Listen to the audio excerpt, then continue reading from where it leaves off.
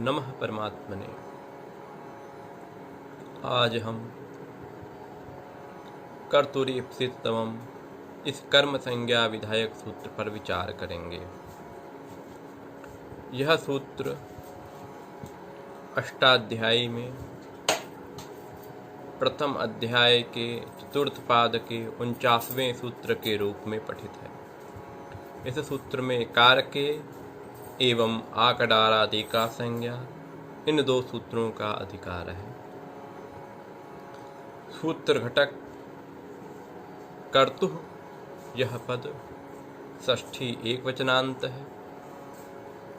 ईप्सिततमम् यह प्रथमा एकवचनांत है एवं कर्म यह भी प्रथमा एकवचनांत है।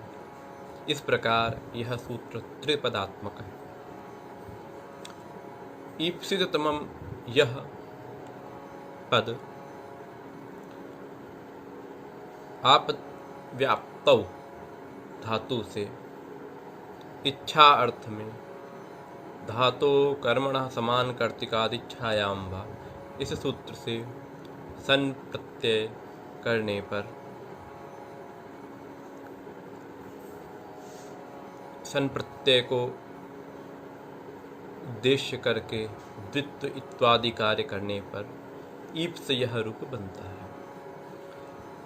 धातो कर्मणा समान कर्तिकादिच्छायाम वा इस सूत्र का अर्थ है इस धात्वर्थ क्रिया का जो कर्ता एवं इस धात्वर्थ क्रिया का जो कर्म उसका जो कर्ता यदि वे समान हों तो इस धात्वर्थ क्रिया का जो कर्म उससे इच्छा अर्थ में संप्रत्यय होता है। उदाहरण के लिए देवदत्तः पठितुम इच्छति, यहाँ पर तिगंत क्रिया है इच्छति। इस क्रिया में जो इश धात्वर्थ उसका जो कर्ता वह देवदत्त है एवं इस धात्वर्थ क्रिया का जो कर्म पठितुम उसका कर्ता भी देवदत्त है। इस प्रकार इस धात्वर्थ क्रिया का कर्ता एवं इस धात्वर्थ क्रिया का जो कर्म तुमुनंत पठितुम यह उसका जो कर्ता दोनों के एक होने पर इस धात्वर्थ क्रिया का जो कर्म तदवाचक जो धातु पठ धातु उससे इच्छा अर्थ में सन प्रत्यय होने पर विपठिष यह प्रयोग बनता है। इसकी सनाद्यंता धातव से धातु संज्ञा होने पर लडादि एवं उनके स्थान पर तिंगादि आदेश करने पर विपठिषति इत्यादि तिगंत प्रयोग सिद्ध होते हैं। उसी प्रकार यहाँ पर भी इच्छा अर्थ में सन प्रत्यय करने पर ईप्स यह रूप बनता है। इस ईप्स की सनाद्यंता धातव से धातु संज्ञा होने पर मतिबुद्धि पूजार्थेभ्यश्च इस सूत्र से इच्छा अर्थ में और वर्तमान काल में कर्म में उक्ता प्रत्यय होने पर ईप्सित यह प्रत्यय विशिष्ट प्रकृति की कृतद्धि समासाष्ट इस सूत्र से संधितान्तत्वात् प्रातिपदिक संज्ञा होती है। मतिबुद्धि पूजार्थेभ्यश्च इस सूत्र में मति से इच्छा का ग्रहण होता है। बुद्धि के पुनः सूत्र में उपादान होने के कारण, अन्यथा मति के द्वारा ही मत्यर्थक से ही बुद्ध्यर्थक का भी ग्रहण हो जाने से पुनः सूत्र में बुद्धि ग्रहण व्यर्थ हो जाता है। इसलिए सूत्र में मति के द्वारा इच्छा अर्थ को गृहीत किया जाता है इस प्रकार सूत्र का अर्थ होता है मत्यर्थक, बुद्ध्यर्थक और पूजार्थक धातुओं से वर्तमान काल और कर्म या भाव में अक्ता प्रत्यय होता है। अतः इस सूत्र से अक्ता प्रत्यय होने पर ईप्सित यह सिद्ध हुआ। पुनः इससे अतिशय अर्थ में अतिशयने तमभिष्ठनौ, अतिशयने तमभिष्ठनौ, इस सूत्र से अतिशय अर्थ में तम प्रत्यय करने पर ईप्सित तम यह प्रकृति प्रत्यय विशिष्ट सिद्ध होता है, जिसकी तद्धितान्तत्वात् प्रातिपदिक संज्ञा एवं प्रथमा विभक्ति की एक वचन में सुविभक्ति एवं उसका हल गयाभ्यो दीर्घा सूतिस्य पिक्तम हल, इस सूत्र से लोप होने पर ईप्सिततम यह प्रथमा के एक वचनांत में प्रयोग बनता है। इसके अर्थ के विषय में विचार करें तो यहाँ पर आप धातु का अर्थ व्याप्ति है, सन प्रत्यय इच्छा अर्थ में है, अक्ता प्रत्यय का विषयताश्रय अर्थ है और जो यहाँ पर तम प्रत्यय है वह अतिशय अर्थ में है। इस प्रकार ईप्सिततम का अर्थ होता है व्याप्तिच्छा विषयताश्रय। यह तो अर्थ हो गया ईप्सित का, और तम के द्वारा अतिशय अर्थ द्योतित हो रहा है। तो अतिशय विशिष्ट व्याप्तिच्छा विषयताश्रय अर्थात अतिशयेन व्याप्तिच्छा विषयताश्रय। यहाँ पे कर्तु में जो षष्ठी है वह अक्तस्य च वर्तमाने इस सूत्र से विहित है, क्योंकि ईप्सिततम में जो ईप्स इस सनंत से अक्ता प्रत्यय हुआ है वह वर्तमान काल में है। इसलिए वर्तमान काल में विहित जो अक्ता प्रत्यय उसके योग में कर्ता में षष्ठी विभक्ति है। अब कर्ता के द्वारा अतिशयन व्याप्ति इच्छा विषयताश्रय जो हो उसकी कर्म संज्ञा होती है। यहाँ पर प्रश्न होता है कि किसके द्वारा, कर्ता का किसके द्वारा व्याप्ति इच्छा विषयताश्रय की कर्म संज्ञा होती है। इस प्रकार की आकांक्षा होने पर यहाँ पर कर्ता के द्वारा क्रिया का लाभ हो जाता है। इस प्रकार अर्थ होता है कर्ता क्रिया के द्वारा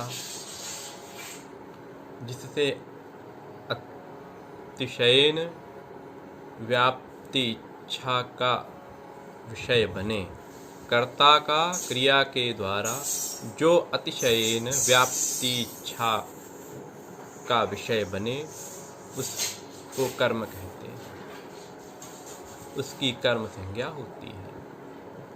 यहाँ पर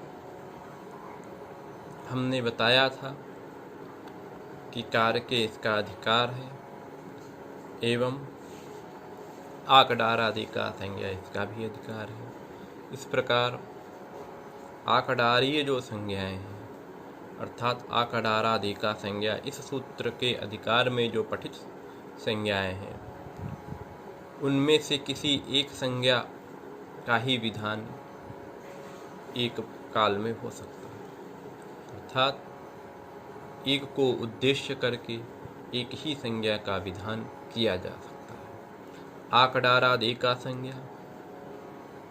यह सूत्र अष्टाध्यायी के चतुर्थ पाद के प्रथम सूत्र के रूप में पठित है एवं इसका अधिकार कटाराह कर्मधारयी इस सूत्र पर्यंत जाता है, जो कि द्वितीय अध्याय के द्वितीय पाद के 38वें सूत्र के रूप में पठित है।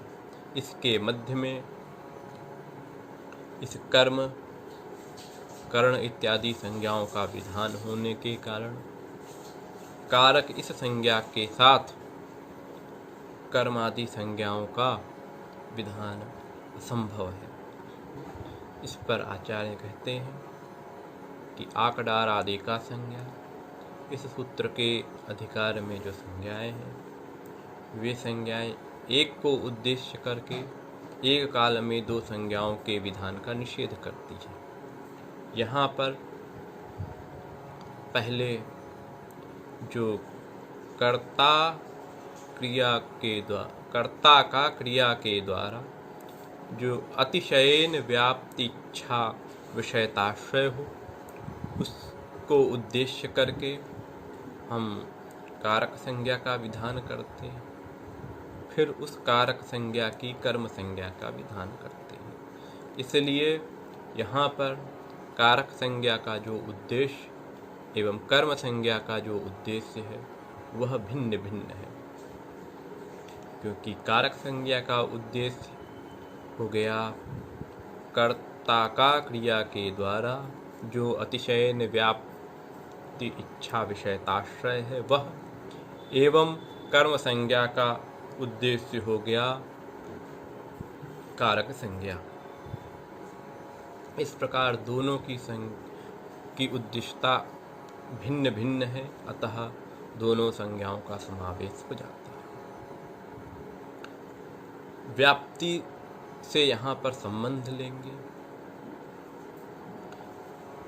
तो अर्थ हो गया कर्ता का क्रिया के द्वारा अतिशयन संबंधी इच्छा विषयताश्रय जो हो उसकी कारक संज्ञा और उस कारक की कर्म संज्ञा होती है। यह सूत्र का अर्थ हो। इसको सामान्य भाषा में इस प्रकार से समझ सकते हैं कि कर्ता क्रिया के द्वारा जिससे अत्यधिक संबंध करने की इच्छा करे उसकी कारक संज्ञा एवं उस कारक की कर्म संज्ञा होती है। यह अर्थ इसलिए आता है क्योंकि हमने बताया कि ईप्सित तमम का अर्थ हो गया अतिशयन व्याप्ति इच्छा विषयताश्रय। अब व्याप्ति से संबंध गृहीत करेंगे तब हो जाएगा अतिशयन संबंध इच्छा विषयताश्रय। अब जो इच्छा का विषय है, जैसे इच्छा का विषय घट, इच्छा का विषय पट, वह जो है कारक संज्ञक होकर के कर्म संज्ञक होता है।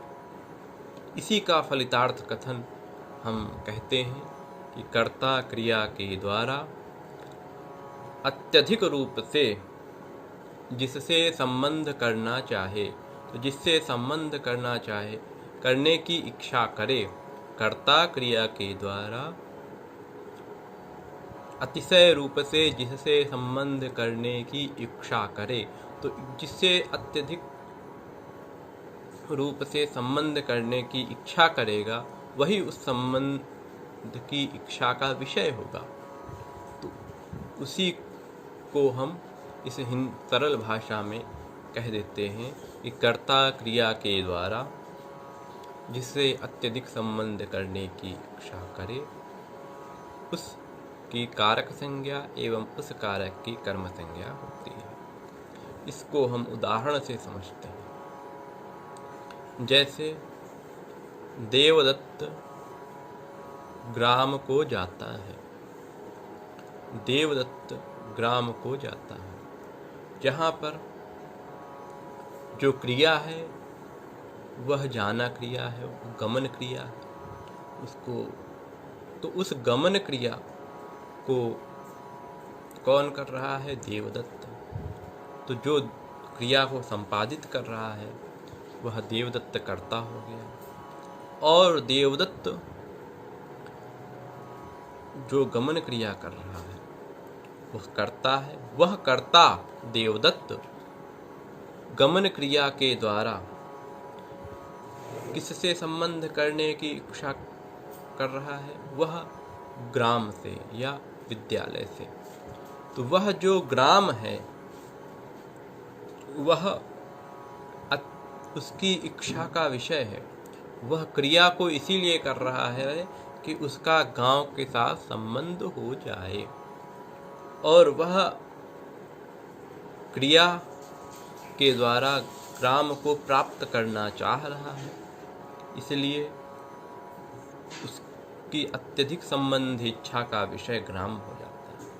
इस प्रकार जो कर्ता देवदत्त है वह गमन क्रिया के द्वारा अतिशय रूप से ग्राम से संबंध करने की इच्छा कर रहा है, इसलिए उस संबंध की इच्छा का जो विषय ग्राम है उसकी पहले कारक संज्ञा होगी, और उसकी कारक संज्ञा होने के बाद फिर उस कारक की कर्म संज्ञा हो जाएगी।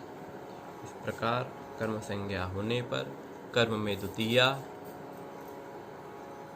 विभक्ति प्रवृत्त होगी कर्मण द्वितीया से, अतः देवदत्तः ग्रामं गच्छति यह वाक्य सिद्ध हो जाता है। इसी प्रकार कुंभकारः घटं करोति, यहाँ पर जो उत्पत्ति क्रिया है उस क्रिया का कर्ता हो गया कुंभकार। वह उत्पत्ति क्रिया के द्वारा किससे अत्यधिक संबंध करना चाह रहा है? घट से, क्योंकि वह उत्पत्ति क्रिया के द्वारा घट को उत्पन्न करना चाह रहा है, इसलिए उसके इच्छा का विषय घट है, उसकी कर्म संज्ञा हो जाती है। इसी प्रकार से अन्यत्र भी कर्म संज्ञा का विधान करना चाहिए। अब इस प्रकार सूत्र के अर्थ को जानने के अनंतर भट्टोजी दीक्षित ने इस सूत्र के पदों पर विचार किया, क्योंकि सूत्र भी एक प्रकार से लक्षण ही है। यह कर्म संज्ञा विधायक सूत्र कहिए या कर्म का लक्षण कहिए, तो इसके प्रत्येक पद की क्या उपयोगिता है, उसकी क्या सार्थकता है, इस पर भी विचार आवश्यक हो जाता है। इस सूत्र में सर्वप्रथम कर्तुः यह इस पद का उपादान किया गया है। तो यहाँ पर कह रहे हैं कि सूत्र में कर्तुः इस पद की क्या आवश्यकता है। केवल इतना ही सूत्र करें कि ईप्सिततमं कर्म, क्या ईप्सिततमं कर्म, तो सूत्र को करने में लाघव भी होगा, एक पद का अभाव हो जाएगा।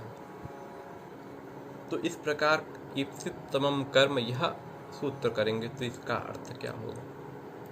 तो हमने बताया था कि ईप्सिततमं का अर्थ हो गया अतिशय रूप से संबंध करने की जिससे इच्छा की जाए। तो यहाँ पे भी प्रश्न है किसके द्वारा? तो क्रिया के द्वारा। तो क्रिया के द्वारा जिससे अत्यधिक संबंध करने की इच्छा की जाए उसकी कारक संज्ञा एवं उस कारक की कर्म संज्ञा होती है। यह सूत्र का अर्थ हो गया। इस प्रकार देवदत्तः ग्रामं गच्छति में क्रिया हो गई गमन क्रिया। उस गमन क्रिया के द्वारा जिससे अतिशयन संबंध करने की इच्छा की जाए वह इच्छा का विषय हो गया ग्राम, उसकी कर्म संज्ञा। परंतु माशेष्वश्वं बध्नाति, यहाँ पर दोष हो जाएगा। क्यों? क्योंकि माशेष्वश्वम बधनाति में जो माशेषु है इसकी भी कर्म संज्ञा की आपत्ति होने लगी। इसका अर्थ ये है कि मांस के खेत में घोड़े को बांधता है। देवदत्त मांस के खेत में घोड़े को बांधता है। तो यहाँ पर जो क्रिया है वह बंधन क्रिया है। उस बंधन क्रिया के द्वारा अतिशयन संबंध करने की इच्छा का विषय घोड़ा है, क्योंकि घोड़ा को बांधना चाह रहा है।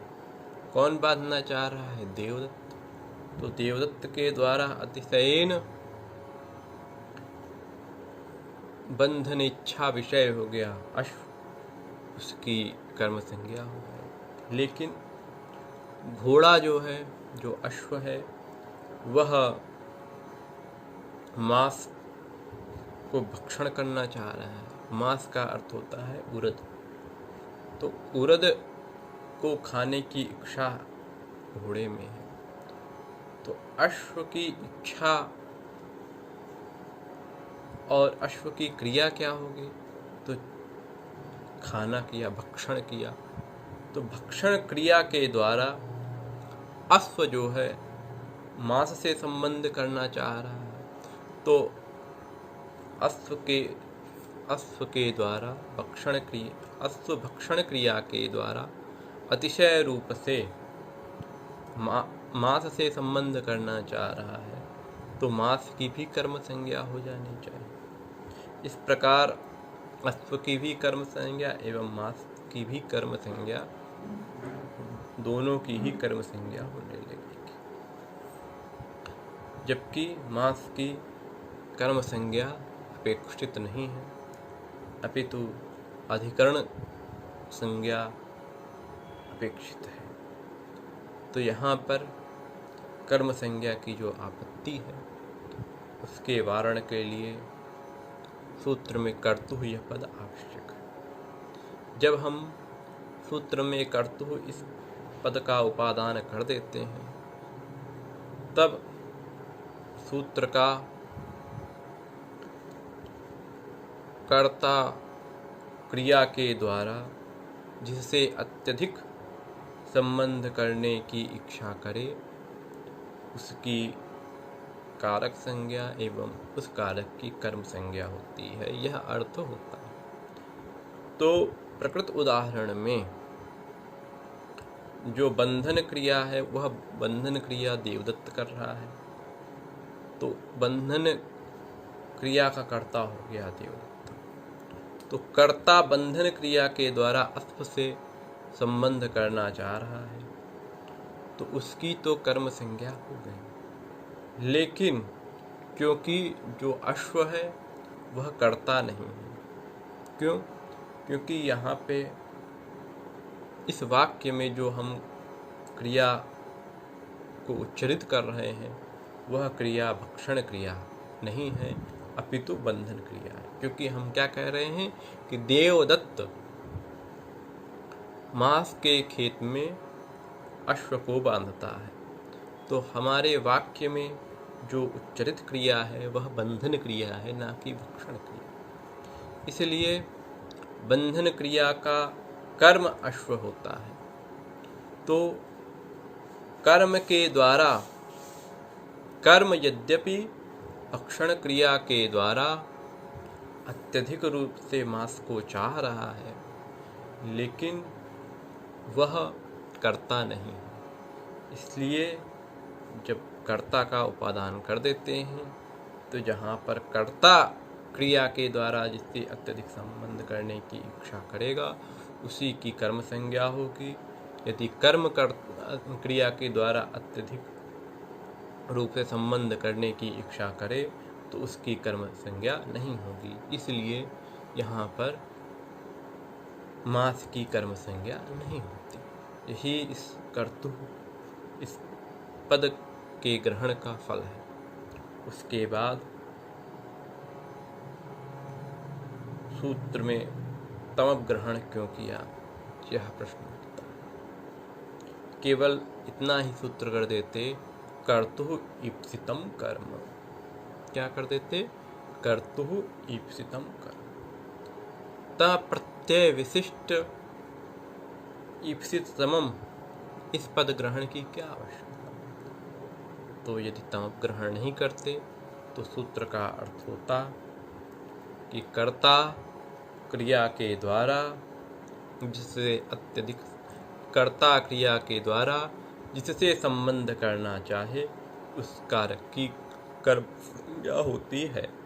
अर्थात यहाँ अतिशय रूप अर्थ का लाभ नहीं होगा, क्योंकि जो अतिशय अर्थ है वह तमप प्रत्यय का है, और जब तमप प्रत्यय को ही हम नहीं रखेंगे तब वह अतिशय अर्थ का लाभ नहीं होगा। तो तब केवल इतना ही अर्थ होगा, कर्ता क्रिया के द्वारा जिससे संबंध करे उसकी कर्म संज्ञा होती है। तो इसमें दोष कैसे है? तो कह रहे हैं पैसा ऊदनम होते।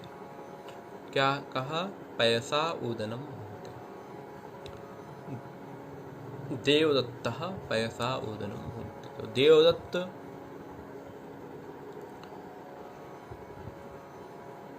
क्या भक्षण क्रिया कर रहा है, भुज धातु है। देवदत्त क्या कर रहा है? भक्षण क्रिया कर रहा है। भक्षण मतलब खाना। तो वह खाने क्रिया के द्वारा किसी से संबंध कर रहा है? ओदन से, क्योंकि ओदन को खाने के लिए देवदत्त को उसकी माता दूध देती है, ताकि दूध में ओदन को मिश्रित करके मिला करके और सरलता से उसको जो है खाया जा सके। तो जो उस देवदत्त की जो क्षुधा है, जो भूख है, उसकी निवृत्ति के लिए, वह भूख मिट जाए इसके लिए वह ओदन को खाना चाह रहा है। लेकिन ओदन सरलता से केवल नहीं खाया जा सकता, इसलिए वह दूध से मिश्रित करके ओदन को खाता है।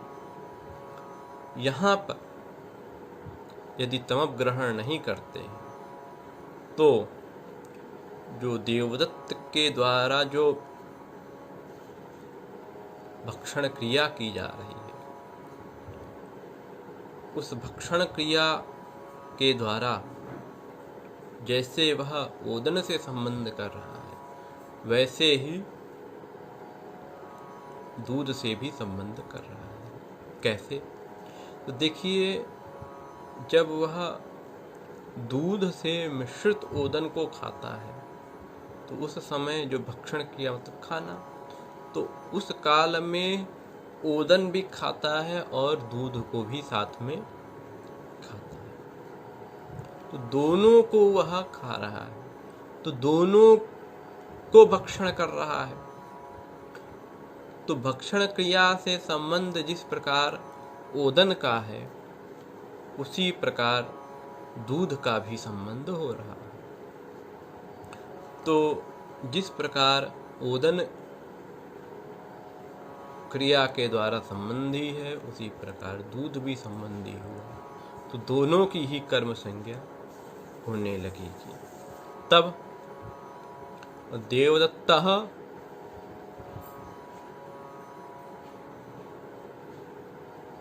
पयः ओदनम भुङ्क्ते। क्या? देवदत्तः पयः ओदनम भुङ्क्ते। यह प्रयोग की आपत्ति होने लगेगी। क्यों इस प्रयोग की आपत्ति होगी? क्योंकि ऐसा प्रयोग नहीं होता। पयः यह भी कर्म हो जाएगा, इसमें भी द्वितीया हो जाएगी, और ओदन भी कर्म है, उसमें भी द्वितीया हो जाएगी। अतः पय में भी कर्म संज्ञा की आपत्ति होने लगेगी, इसलिए यहाँ पर तमप ग्रहण किया। जब सूत्र में तमप ग्रहण कर देते हैं तब ओदन की कर्म संज्ञा नहीं होती। क्यों?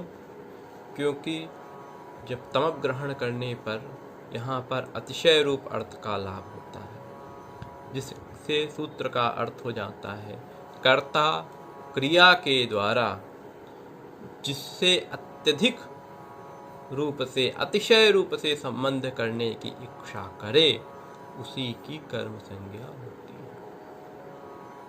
तो अतिशय का अर्थ क्या हुआ? अतिशय से यह हुआ कि उसकी क्षुधा की निवृत्ति के लिए वह किसको चाह रहा है? ओदन को। तो अतिशय रूप से संबंध की इच्छा का विषय जो है ओदन हुआ। जो देवदत्त है वह भक्षण क्रिया के द्वारा अतिशय येन इच्छा का विषय क्या हुआ? ओदन हुआ, क्योंकि उसी के द्वारा उसकी क्षुधा की निवृत्ति होगी। इसलिए अतिशय रूप से उसकी इच्छा का विषय जो है ओदन होता है, न कि दूध। दूध तो ओदन को सारल्येन भक्षण के लिए गृहीत करता है, वह उसकी क्षुधा के निवृत्ति के लिए उपकारक नहीं है। अर्थात क्षुधा की निवृत्ति के लिए उसको विशेष रूप से वह गृहीत नहीं कर रहा। इसलिए जो देवदत्त करता है उसके भक्षण क्रिया के द्वारा अतिशय रूप से संबंधित इच्छा का विषय ओदन हुआ, उसकी कर्म संज्ञा हुई, और जो दूध हुआ वह उस ओदन के भक्षण में सहायक है। इसलिए सहायक होने के कारण वह अतिशयन संबंधित इच्छा का विषय नहीं होता, तो उसकी कर्म संज्ञा न हो करके उसमें सह के योग में तृतीया विभक्ति हो जाती है। इस प्रकार सह ठीक वह साधन है, इसलिए साधन में तृतीया होने से क्या बन जाता है? देवदत्तः पयसा ओदनम भवति। ठीक। अब यहाँ पर पुनः प्रश्न करते हैं कि पय की कर्म संज्ञा ना हो, इसके लिए तमप ग्रहण किया। तो ठीक है, सूत्र कर दीजिए कर्तुः ईप्सितम, केवल इतना ही सूत्र रखिए। सूत्र में कर्म ग्रहण क्यों किया? क्यों? क्योंकि इसके पूर्व में जो सूत्र है वह है अधिसेंग स्थासाम कर्म। अष्टाध्यायी में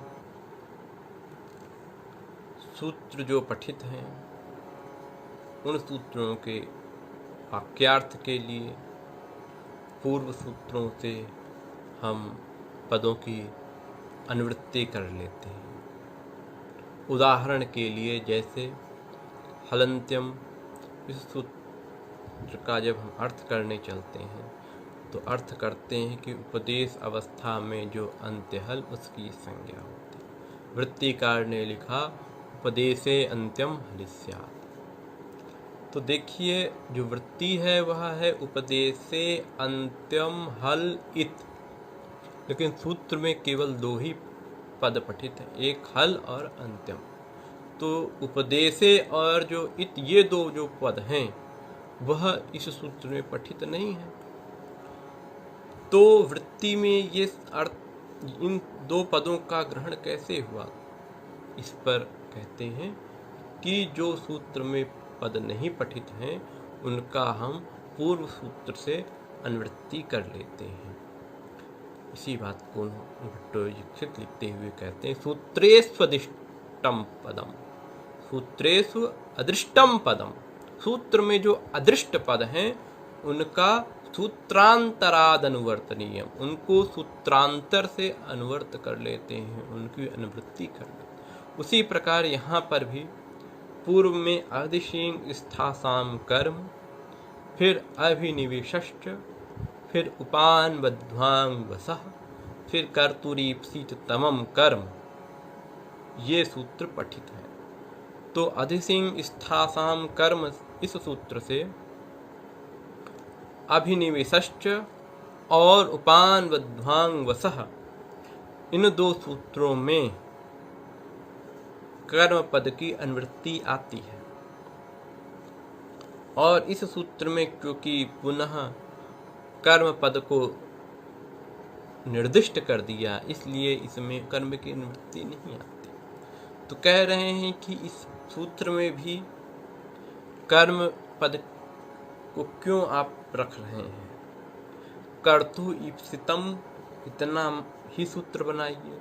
जैसे अधिसिंग स्थासाम कर्म, इस सूत्र से अभिनिवेशश्च उपान बद्ध्वांग वसः, इन दो सूत्रों में कर्म की अनुवृत्ति आती है, उसी प्रकार इस सूत्र में भी कर्म की अनुवृत्ति आ जाएगी। फिर इस सूत्र में पुनः कर्म ग्रहण की क्या आवश्यकता? इसका समाधान करते हुए भट्टोजी दीक्षित लिखते हैं, कर्म इत्यनुवृत्तौ पुनः कर्म ग्रहणम आधार निवृत्त्यर्थम। इसका अर्थ ये है कि जो अधिसिंग स्थासाम कर्म, इस सूत्र में जो कर्म पद है वह कर्म संज्ञा का बोधक है। और उसके द्वारा किसकी कर्म संज्ञा का विधान किया जा रहा है? अधि और अधि उपसर्ग पूर्वक जो सींग धातु, स्था धातु और आस धातु, उनका जो आधार, उसकी कर्म संज्ञा का विधान किया जाए। तो यह जो सूत्र है वह आधार की कर्म संज्ञा का विधान कर रहा है। तो उसके आधार की कर्म संज्ञा का विधान करने के कारण वह कर्म आधार संबद्ध की ही कर्म संज्ञा का विधान करेगा, यदि इस सूत्र में भी उस कर्म ग्रहण को हम उस कर्म की अनुवृत्ति कर लेते हैं तो। अर्थात यदि उस सूत्र से हम इस सूत्र में कर्म ग्रहण की अनुवृत्ति कर लेते हैं तो क्योंकि वहाँ पर वह सूत्र आधार की कर्म संज्ञा का विधान कर रहा है, इसलिए वह आधार संबद्ध की ही कर्म संज्ञा का विधान यहाँ पर भी करेगा। इस प्रकार इसका फल यह होगा कि जहाँ पर कर्ता क्रिया के द्वारा जिससे अत्यधिक संबंध करने की इच्छा करे वह यदि आधार रूप होगा तो उसकी कर्म संज्ञा होगी, अन्यथा नहीं होगी। जैसे देवदत्तः ग्रामम गच्छति, तो यहाँ पर जो कर्ता देवदत्त है वह गमन क्रिया के द्वारा अतिशय रूप से संबंध करना किससे चाहता है? ग्राम से। और जब वह उस गमन क्रिया के द्वारा ग्राम को प्राप्त करेगा तो उस समय जो ग्राम है वह उसका आधार भी होगा, क्योंकि वह जब ग्राम